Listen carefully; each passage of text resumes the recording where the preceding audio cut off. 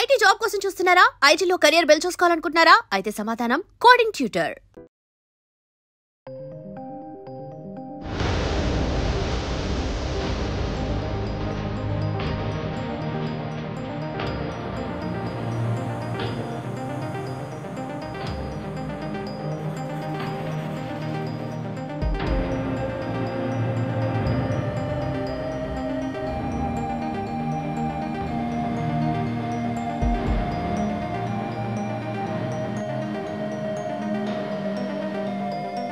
నమస్తే, నేను Kavitha. Welcome to I dream.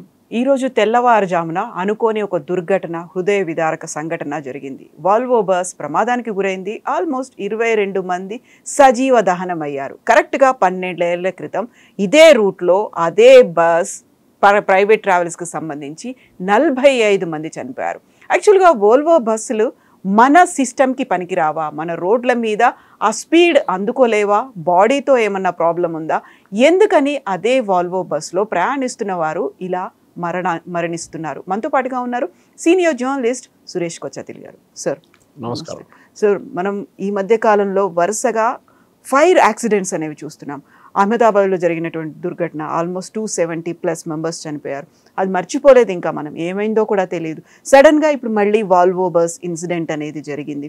And 2013లో ఇదే వాల్వో బస్ అదే నేషనల్ హైవే 44 మీద అదే ప్రాంతంలో జరగడం అనేది ఏం జరిగి ఉంటుంది సార్? ఏమైంది అసలు? కవిత గారు, మన దేశంలో 140 కోట్ల మంది ఉన్నప్పుడు 10 మంది చనిపోతే ప్రాబ్లం లేదనుకుంటారు. స్టాలిన్ ఎవరో చెప్పారు, ఇది the Russian Stalin, not the Tamil Nadu Stalin. A single death is a tragedy, a million is a statistic. ఒకరు చనిపోతే ట్రాజడీ, మిలియన్ చనిపోతే స్టాటిస్టిక్ అయిపోతుంది. నంబర్లు అయిపోయి లెక్కల్లో ఉంటాయి, లెక్కలు ఉంటాయి. ఇప్పుడు ఇది కూడా చూడండి, ఒక వారం తర్వాత ఇది కూడా మర్చిపోతాం. మీకు గుర్తుంటుంది, ఒక వారం ముందు 10 రోజుల ముందు ఇదే యాక్సిడెంట్ రాజస్థాన్లో జరిగింది. అక్కడ కూడా చాలామంది చనిపోయారు. మీరు అడగొచ్చు, వాల్వోనా, మర్సిడీస్నా, లేకుంటే చాలా మటుకు కొత్త బస్సెస్ మన దగ్గర నడుస్తున్నాయి. Extremely high speed buses, sleeper buses. మనం కుకట్పల్లి వైపు సాయంత్రం వెళ్తే మీకు అక్కడ మొత్తం ఆ రూట్ అంతా జామ్ ఉంటుంది కంప్లీట్గా. ఆంధ్ర వైపు వెళ్ళే బస్సులు ఉంటుంది. అది కాకుండా ఇటువైపు మేదీపట్నం వైపు వెళ్తే అక్కడి నుంచి బెంగళూరు వైపు వెళ్ళే బస్సులు ఉంటుంది. ఓఆర్ఆర్ దగ్గర గచ్చిబౌలిలో బస్సెస్ ఉంటాయి. The problem is the failure of the system. మనం యాక్సిడెంట్ జరిగినప్పుడు మన అందరు లేసి కూర్చొని ఈ అనాలిసిస్ చేసుకుంటాం. ఫైర్ డిపార్ట్మెంట్ వాళ్ళు అంటారు మేము ఇన్స్పెక్ట్ చేసాం, అది చేసాం. ఆర్టీఏ వాళ్ళు అంటారు మేము కూడా ఇన్స్పెక్ట్ చేసాం, మేము అది చేసాం, ఇది చేసాం అంటాం.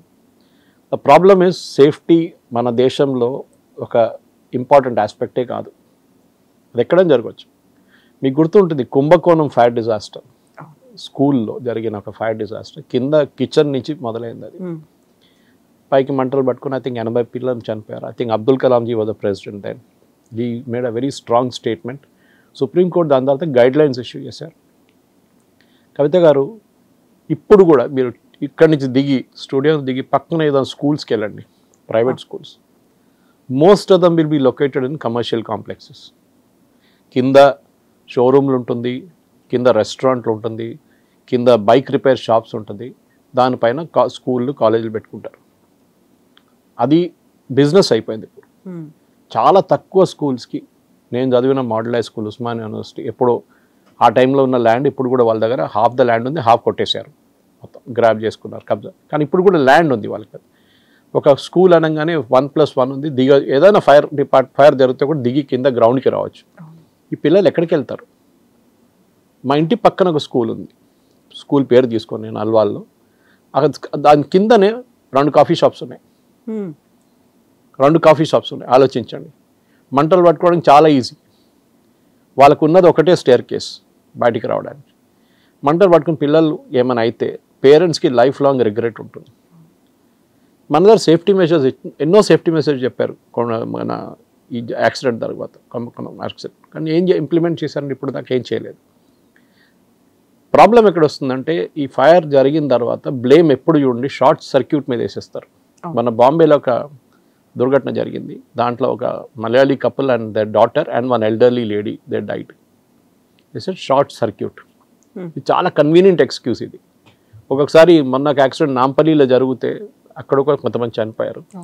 మీకు గుల్జార్ హౌస్లో యాక్సిడెంట్ జరిగింది, మీకు గుర్తుంటుంది. చాలా మంది ఒక ఫ్యామిలీ ఎలక్ట్రిక్ బైక్స్ కింద షోరూమ్ నుంచి మన గుల్జార్ చార్మినార్ దగ్గర ఉంటుంది, దాని నుంచి మంట పట్టుకొని పైకి వెళ్ళిపోయి చాలా మంది 14 మంది చనిపోయారు ఫ్యామిలీలో. వాళ్ళందరూ ఏదో గెట్ టుగెదర్కి గ్యాదర్ అయ్యంటారు అక్కడ. మర్చిపోయాము అదంతా, ఆ ఫ్యామిలీకి పోయింది అంతే. ఏం చెప్తారు వాళ్ళు, కింద ఇన్ఫ్లేమబుల్ పెట్టుకున్నారు. నేను చెప్తాను, మీరు ఏ మల్టీ స్టోరీడ్ అపార్ట్మెంట్ కన్నా వెళ్ళండి. నేను బస్సు నుంచి కొంచెం ఇటు పక్కన వస్తున్నాను, ఎందుకంటే వేర్ ద నెగ్లెక్ట్ స్టార్ట్స్ అని చెప్దాం. బస్సుది I'm not an expert, technical expert, కానీ మనందరికి తెలిసిందే, మనందరు బస్సులో ట్రావెల్ చేస్తూనే ఉంటాం రెగ్యులర్గా, ఎందుకంటే టికెట్లు దొరకవు. చాలామంది ఇప్పుడు ఎయిర్ ఫేర్ కొంచెం తగ్గిందని చెప్పి, తగ్గిందంటే పాత సిస్టమ్ కానీ చాలా తగ్గింది.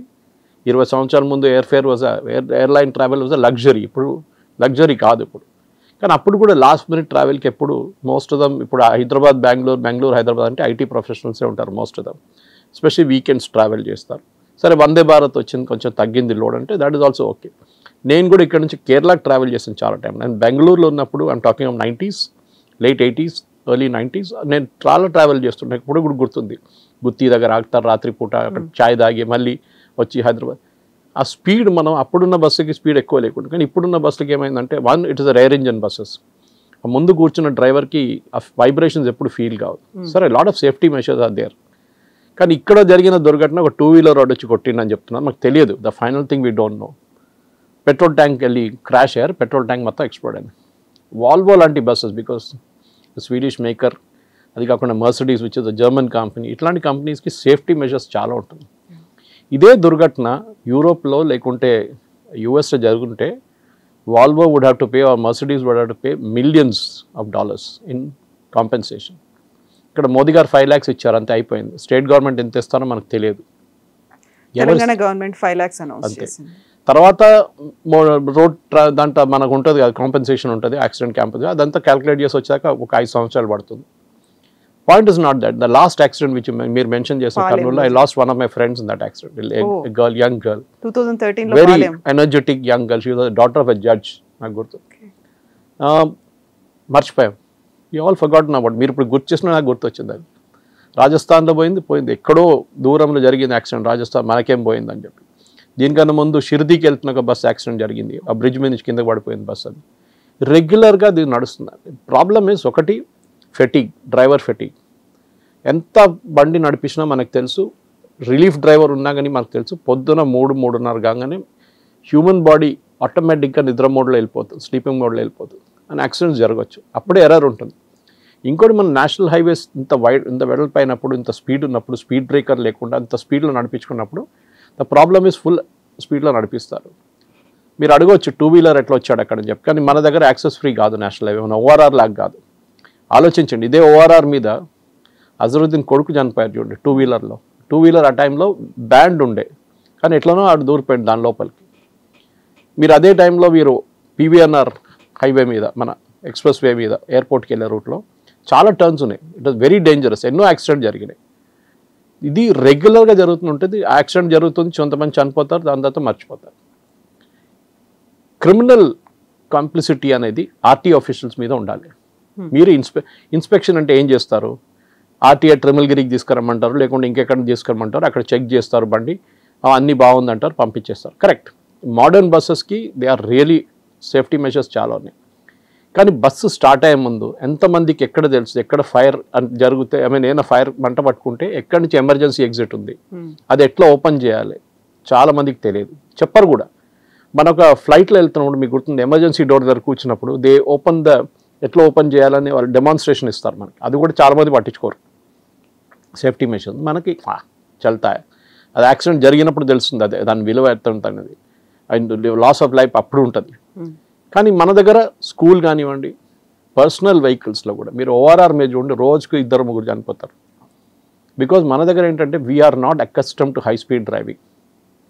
అది పెద్ద ప్రాబ్లం అనమాట. Not accustomed to high speed driving. మన దగ్గర బస్సులకి ట్రైనింగ్ ఇచ్చే స్కూల్ అన్నీ ఉన్నాయి చెప్పండి, డ్రైవింగ్ స్కూల్స్. అట్లీస్ట్ 2-wheeler 4-wheelerకి కొన్ని స్కూల్స్ ఉన్నాయి, బస్సులకి ఎక్కడ ఉందండి? అటు ప్రాక్టికల్ ఎక్స్పీరియన్స్ నుంచి నేర్చుకుంటాడు. ఏదో డ్రైవర్కి అసిస్టెంట్గా పనిచేసి నడిపి దాని తర్వాత నేర్చుకుంటారు. సేఫ్టీ మెజర్స్ లేదు, ట్రైనింగ్ లేదు, safety in terms off passenger safety అస్సలు లేదు. వీళ్ళు యూజువల్లీ హైవే పక్కన ఆపుతున్నప్పుడు కూడా మీరు చూడండి, రెస్టారెంట్స్ దగ్గర తీసుకెళ్ళి ఆపుతారు. అక్కడ వాళ్ళకు కాంట్రాక్ట్ ఉంటుంది రెస్టారెంట్ వాడితోని, కమిషన్ బేసిస్ ఉంటుంది. ఎక్కడ కూడా సేఫ్టీ మెషర్స్ లేదు. అదే టైంలో మీరు చూడండి ఆర్టీసీ బస్సులు what ever said and done, పాత బస్సులు బాగాలేదు. మా రూట్లో చాలా నడుస్తుంది, నేను ఉండేది అల్వాల్లో. సో కరీంనగర్, సిద్దిపేట్, రామగుండం చాలా బస్సులు పోతూనే ఉంటుంది, especially electric buses these days. దాంట్లో కూడా మేజర్ యాక్సిడెంట్ ఎక్కడైనా జరిగిందని నేనైతే వినలేదు రీసెంట్లీ. ఎందుకంటే కొంచెం స్పీడ్ వాళ్ళు కొంచెం తగ్గుతుంది, డెఫినెట్గా 100 కింద ఉంటుంది వాళ్ళ స్పీడ్. కానీ ఇదైతే నేషనల్ హైవే హైదరాబాద్ బెంగళూరు మన అందరికి తెలిసిందే, you can literally fly. So safety measures అనేది దీనికి కూడా చూడండి, క్రిమినల్ కంప్లిసిటీ పెట్టకపోతే when was is bus last inspected, ఈ డ్రైవర్కి ఎన్ని ఇయర్స్ ఎక్స్పీరియన్స్ ఉంది, 16 చలాన్స్ ఉన్నాయంట, 25,000 రూపీస్ ఫైన్ ఉంది ఇదే బస్ మీద. ఎందుకు కలెక్ట్ చేయలేదండి?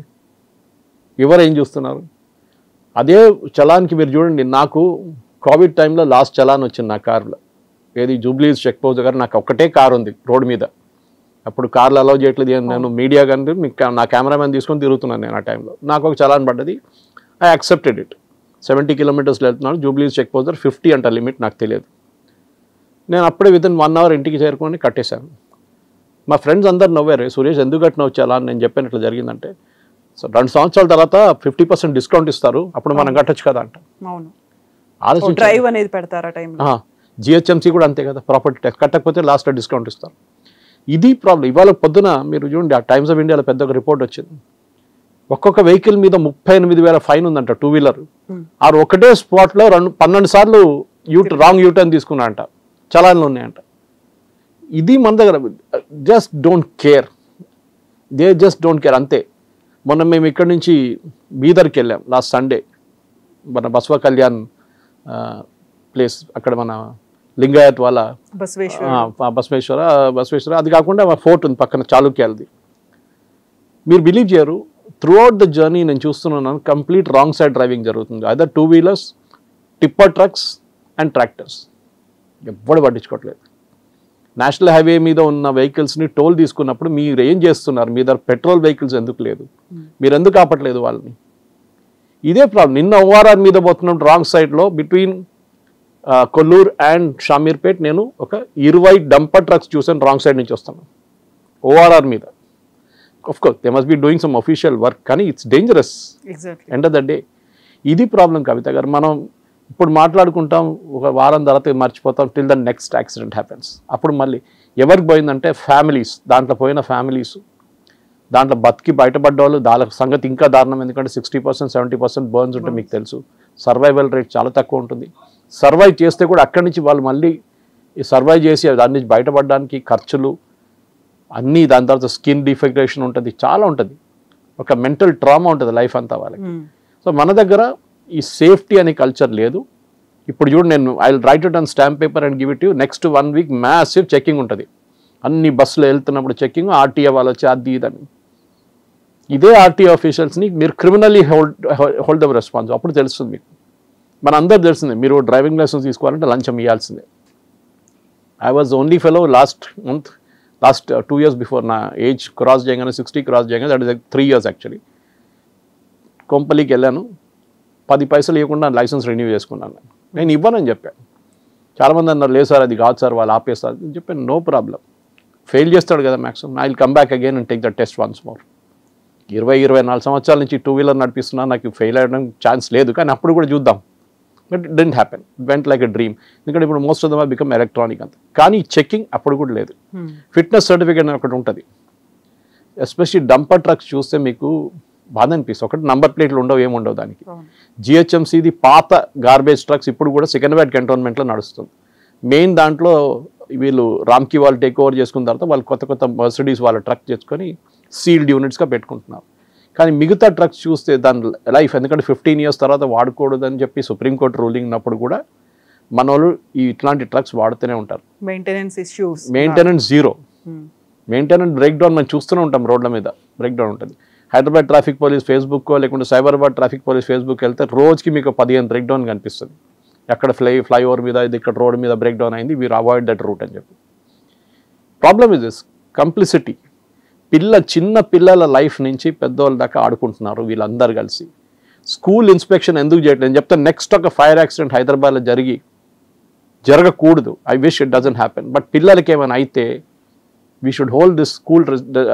ఎవరెవరు లైసెన్స్ ఇచ్చారో వాళ్ళకి ఆపరేట్ చేయడానికి ఏ మున్సిపల్ అథారిటీస్ ఇచ్చారో, స్కూల్ ఎడ్యుకేషన్ డిపార్ట్మెంట్ ఎవరున్నారు, ఎవరు ఎన్ఓసి ఇష్యూ చేస్తే వీళ్ళందరి మీద చర్యలు తీసుకోవాలి. చెయ్యరు మనోళ్ళు.